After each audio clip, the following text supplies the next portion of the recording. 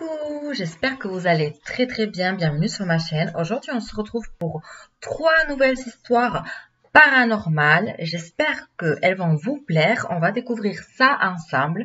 Si ce genre de contenu vous plaît, n'hésitez pas à mettre un petit pouce bleu vers le haut et aussi à vous abonner à ma chaîne en activant la petite cloche des notifications pour pouvoir être notifié de toutes les prochaines vidéos. Et je vous invite à vous installer confortablement. On va commencer tout de suite.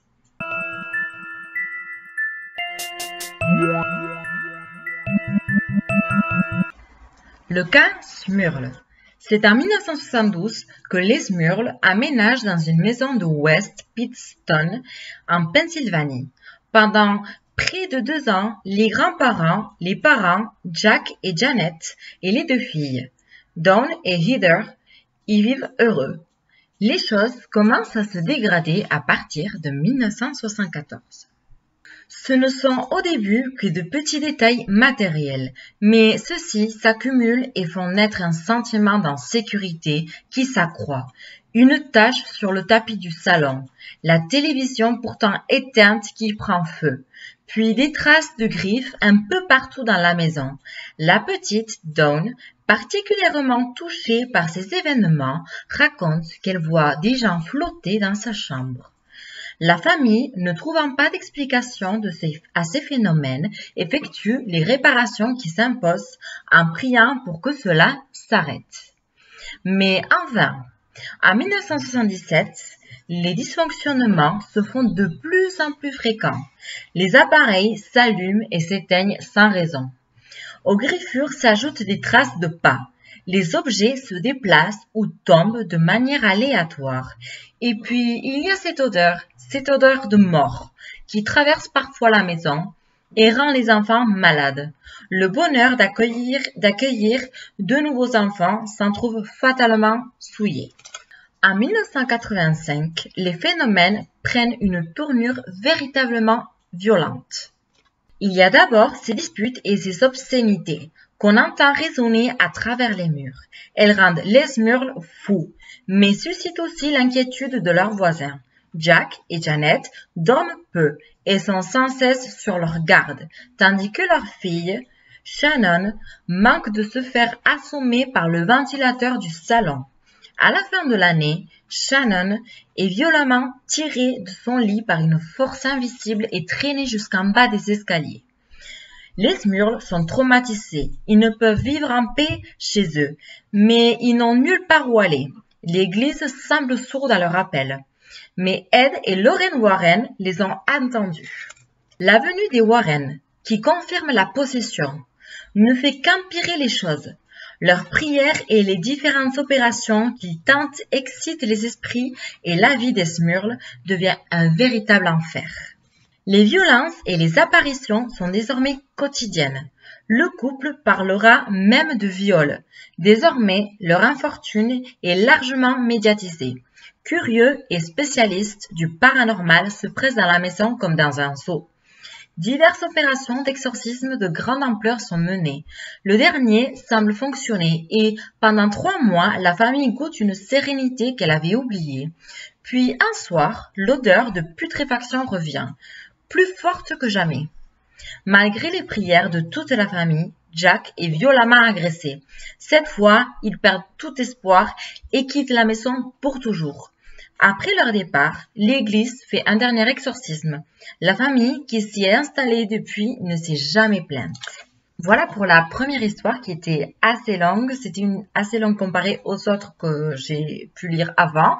Et en plus de ça, on parle des Warren. Elle était vachement intéressante. Et bon, Ed et Lorraine Warren ne sont plus parmi nous, mais c'était 2 démonologues très populaires. Voilà. On va passer de suite avec la deuxième histoire de cette vidéo.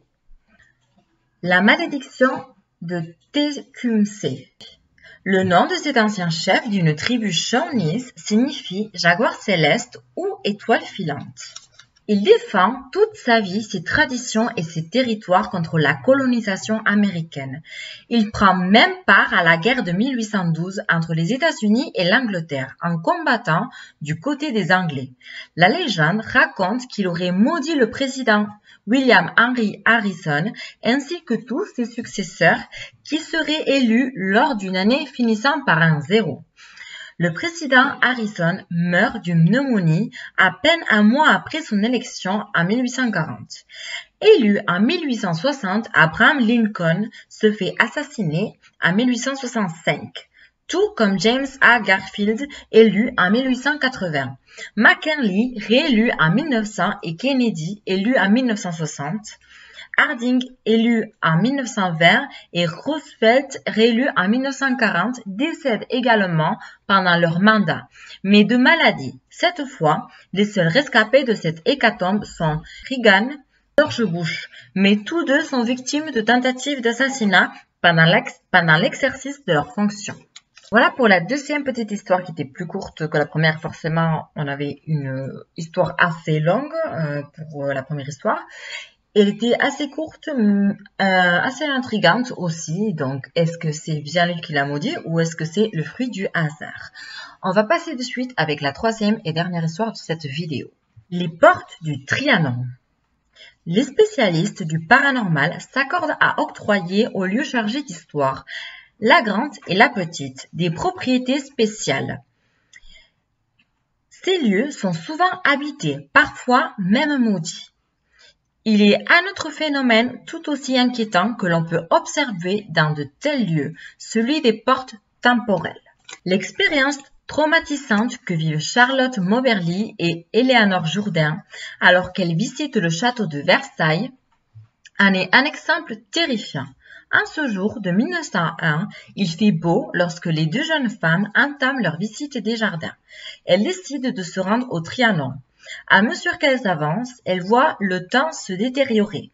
Il fait à présent gris et l'atmosphère est d'une façon assez inexplicable, angoissante. Elles croisent des individus, un jardinier, des femmes qui secouent des draps, mais elles ont l'impression qu'ils ne sont pas réels, ou plutôt qu'ils n'appartiennent pas au même monde. Pour chercher leur chemin, ou du moins leur temps, affolés dans les allées des jardins, les deux touristes réussissent à revenir à leur époque. Mais elles n'ont pas réussi à expliquer comment elles avaient franchi cette porte temporelle, ni comment elles étaient revenues. Voilà pour la troisième et dernière histoire de cette vidéo. Il est vrai que dans les châteaux et partout en fait, il y a souvent des énergies. Donc voilà, après est-ce que c'est vrai ce qu'elles disent, ça on ne saura pas trop, hein. Ou si c'était aussi leur imagination qui leur jouait un tour avec la peur ou quoi. Mon histoire préférée était la première, forcément avec les Warren. Vous me direz quelle était la vôtre. Nous, on se retrouve très très vite dans une nouvelle vidéo. Ciao ciao!